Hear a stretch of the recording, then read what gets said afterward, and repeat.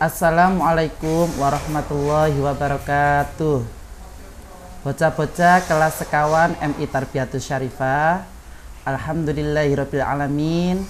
Wonten injing menika saged kepanggih malih kali Pak Ari wonten video pembelajaran online.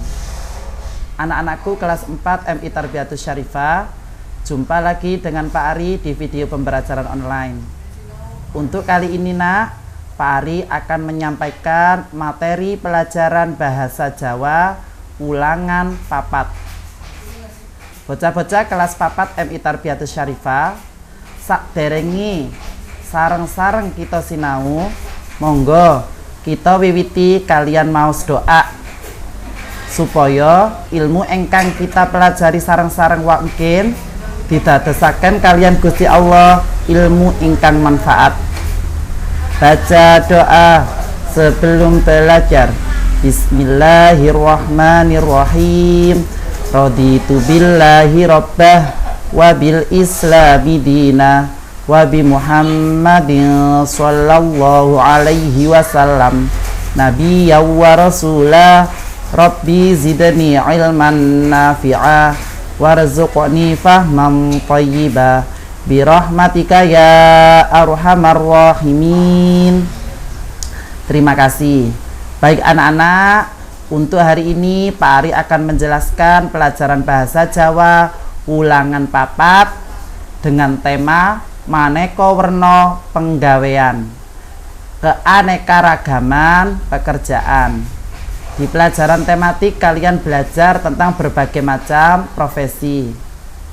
Anak-anak semerap napa mboten? Maneka werna penggawean iku kaperang dadi kali. Wonten penggawean sing ngasilake barang lan wonten penggawean sing ngasilake jasa. Pari ulangi nggih. Penggawean wernane wonten kalih. Wonten penggawean sing ngasilake barang lan wonten penggawean sing ngasilake jasa. Pekerjaan itu dibagi menjadi dua. Ada pekerjaan yang menghasilkan barang dan ada pekerjaan yang menghasilkan jasa. Apa contoh pekerjaan utawa penggawean sing ngasilake barang?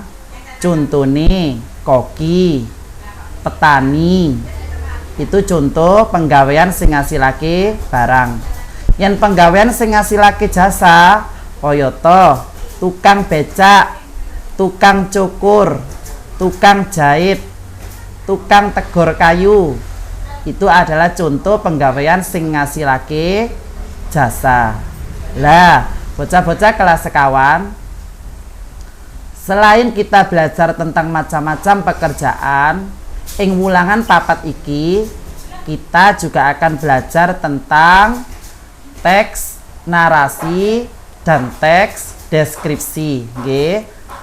Jadi ayo babar karo kare Pak Ari minangka ngerti apa iku teks narasi lan apa iku teks deskripsi. Engkang kawitan, apa to sing diarani tes narasi? Teks narasi yaiku teks sing nyeritakake ngenani rerangkening kedadean kang disusun kanthi urut adhedhasar urutan wektu. Pari ulangi, silakan kalian pahami dan kalian ingat-ingat anak-anak. Teks narasi yaiku teks sing nyeritakake ngenani rerangkening kedadean kang disusun kanthi urut adhedhasar urutan waktu.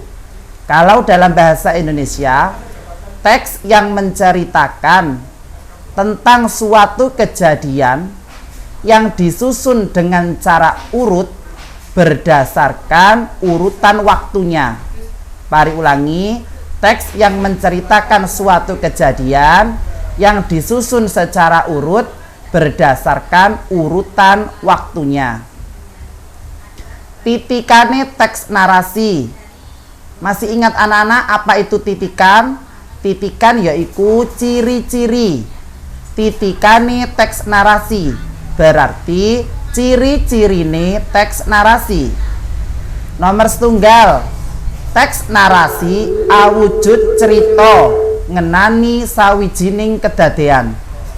Ciri yang pertama, teks narasi berisi tentang terjadinya suatu peristiwa, tentang cerita terjadinya suatu peristiwa. Nomor kali, kedadean sing diandharake awujud fakta utawa imajinasi. Maksudnya, kejadian yang diceritakan itu adalah kejadian yang sesungguhnya atau hanya sekedar khayalan.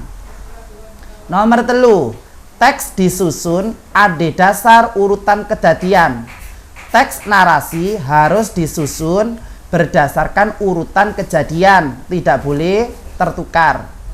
Nomor sekawan, paraga pawawase pangripta lan latar digambarake kanthi jelas. Paraga, apa to paraga kuwi? Paraga yaitu tokoh. Paraga bahasa Indonesianya adalah tokoh. Pamawase pangripta, kalian mengenal dengan istilah sudut pandang. Lan latar atau setting.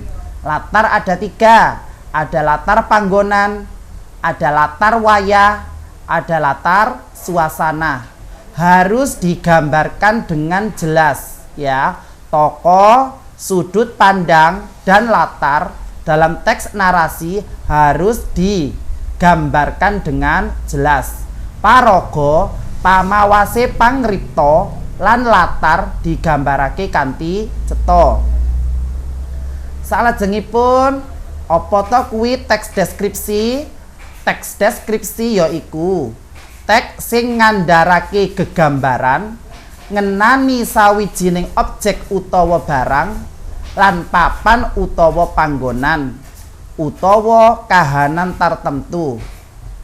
Teks yang menggambarkan suatu barang atau suatu tempat atau suatu keadaan tertentu. Mari ulangi, teks deskripsi adalah teks yang menggambarkan tentang keadaan barang atau keadaan suatu tempat atau keadaan tertentu. Atau untuk lebih mudah mengingatnya, teks deskripsi itu anak-anak adalah teks yang di dalamnya berisi tentang ciri-ciri penggambaran dari suatu barang.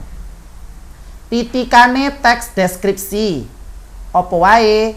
Nek wau ada titikane teks narasi, saiki teks deskripsi yo nggadahi titikan. Engkang kawitan, teks awujud gegambaran. Teks deskripsi itu berwujud menggambarkan, jadi menceritakan ciri-ciri. Nomor kali, gegambaran ngenani objek utawa panggonan utawa kahanan. Yang digambarkan adalah tentang suatu barang, suatu tempat, atau suatu keadaan. Nomor 3, teks disusun ade dasar hasil pengamatan panca indera. Teksnya disusun berdasarkan hasil pengamatan dari panca indera kalian, mulai dari bagaimana bentuknya, apa warnanya, apa benda yang ada di sekelilingnya. Nomor sekawan, duweni tujuan kanggo ngriptakake kesan marang pamaos. Tes deskripsi disusun mempunyai tujuan agar pengarang teks bisa memberikan kesan kepada pembacanya. Berikutnya anak-anak, tetengeri teks narasi lan teks deskripsi, ya, ciri khusus yang dimiliki oleh teks narasi dan teks deskripsi. Yang pertama, duwe paraga. Dalam teks narasi ada tokohnya. Nomor kali, nengenake tumindake utawa lelakoni paraga, mengutamakan perbuatan atau kegiatan yang dilakukan oleh seorang tokoh. Berikutnya, dirunce manut urutan waktu, disusun berdasarkan urutan waktu. Nomor sekawan, isini sawijining kedadean.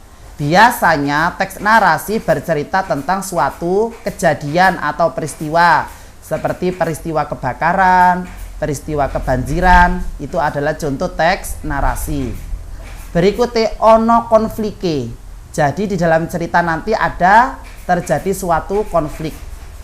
Sekarang teks deskripsi. Tetengere gambarake samubarang utawa kegiatan sing bisa disawang, dirungu, diambu lan dirasa. Bedanya dengan teks deskripsi adalah teks deskripsi itu di dalamnya ada penggambaran yang bisa kita lihat, bisa kita dengar, bisa kita cium baunya, dan bisa kita rasakan dengan hati, ya. Kita bisa mengetahui bahwa itu teks deskripsi dengan memanfaatkan panca indera kalian. Oh, bentuknya besar. Oh, suaranya merdu. Oh, baunya harum. Oh, rasanya enak. Berikutnya anak-anak, konflik maceme wonten kalih. Konflik itu ada dua macam. Yang pertama konflik batin, yaiku konflik sing kedadean antarane kanyatan lan batine dhewe.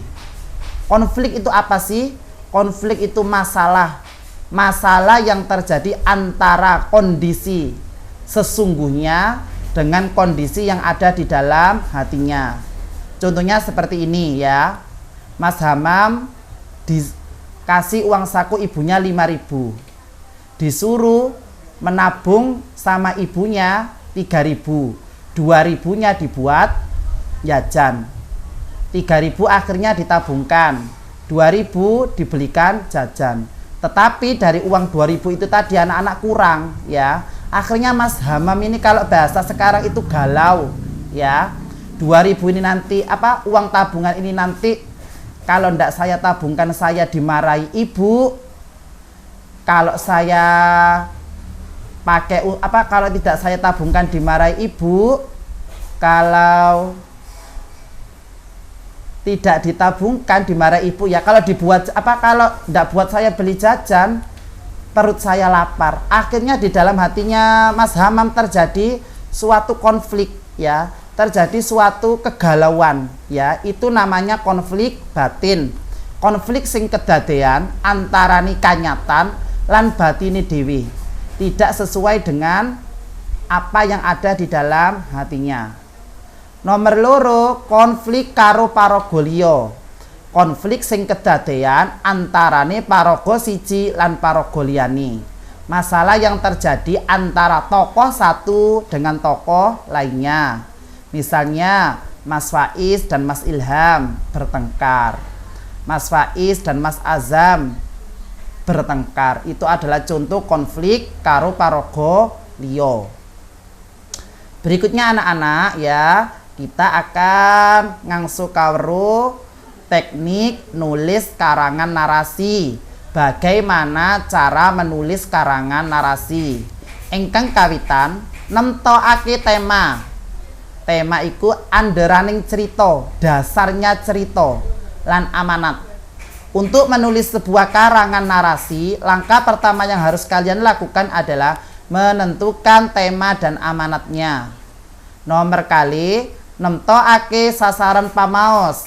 Teks ini nanti dibaca oleh siapa? Dibaca oleh anak-anak, dibaca oleh orang dewasa.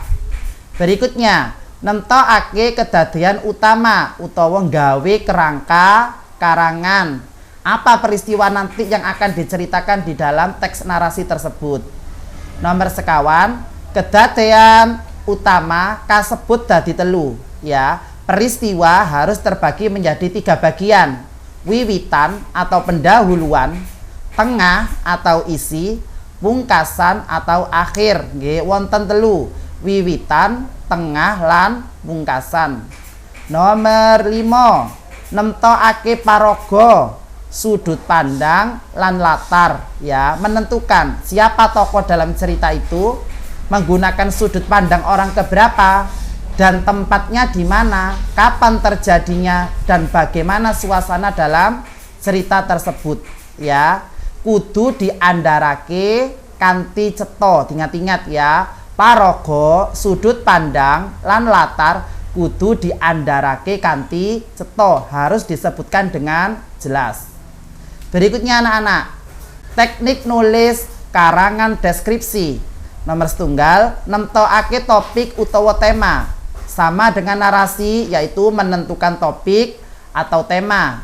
Nomor kali, nemtokake tujuan penulisan. Ya, tujuan penulisan dari teks deskripsi tersebut untuk apa? Nomor telu, nindakake pengamatan langsung marang kang arep digambarake. Sebelum kamu menyusun teks deskripsi, kamu harus melakukan pengamatan secara langsung. Contoh, kalian mau membuat teks deskripsi berhubungan dengan hewan ayam, ya, dengan ayam. Maka kamu harus paham ayam itu ciri-cirinya bagaimana, bentuk kakinya bagaimana, bentuk paruhnya bagaimana, bagaimana dengan bulunya, bagaimana dengan cakarnya. Kalian harus melakukan pengamatan terlebih dahulu. Nomor telu, ngumpulake bahan. Mari nindakake pengamatan, kalian bisa mengumpulkan bahan. Oh, ternyata bentuk kakinya ayam seperti ini, bentuk paruhnya ayam seperti ini, ya. Berikutnya nomor 5, gawe cengkoronganing cerita, membuat kerangka karangan. Nanti paragraf ini berhubungan dengan bentuk paruhnya. Paragraf kedua mengenai bentuk cakarnya, ya. Nah, anak-anak kelas 4 MI Tarbiyatus Syarifah, teknik nulis karangan deskripsi yang terakhir adalah ngrembakake cengkoroning cerita, mengembangkan kerangka karangan. Dari bahan yang sudah kalian kumpulkan, akhirnya kalian kembangkan dengan menambahi beberapa kata atau kalimat. Ya, itu teks deskripsi. Teks yang di dalamnya menggambarkan tentang ciri-ciri suatu barang, ciri-ciri suatu tempat, atau keadaan suatu tempat. Contoh, Pak Ari ingin menggambarkan rumahnya Mas Azam, ya. Rumah Mas Azam berada di Geraha Mutiara Kebon Agung. Rumahnya bercat putih. Di depan pintu masuk terdapat beberapa bunga yang tertata rapi. Setelah itu ada ruang tamunya. Rumah Mas Azam memiliki 2 kamar mandi dan 2 kamar tidur. Di belakang kamar tidur ada dapur yang biasa digunakan untuk mamanya Mas Azam memasak. Lah, itu adalah contoh teks deskripsi. Menyebutkan beberapa ciri-ciri dari kahanan atau benda yang sedang diceritakan. Baik anak-anak, untuk mengetahui kemampuan kalian, ayo nguji kawruh. Maring kawruh sing dijelasake kali Pak Ari wau. Kalian kerjakan Gladen Padinan Wulangan sekawan, halaman sekawan doso kali ngantos sekawan doso 3, Romawi setunggal lan Romawi kali. Untuk mengetahui pemahaman kalian dengan materi yang Pak Ari sampaikan, silakan kalian mengerjakan LKS Bahasa Jawa Gladen Padinan Wulangan 4, evaluasi bab 4, halaman 42 sampai 43. Pak Ari akhiri anak-anak, jadilah anak-anak yang berakhlakul karimah, yang andap asor dengan orang tua dan guru. Ihdinas siratal mustaqim. Wassalamualaikum warahmatullahi wabarakatuh.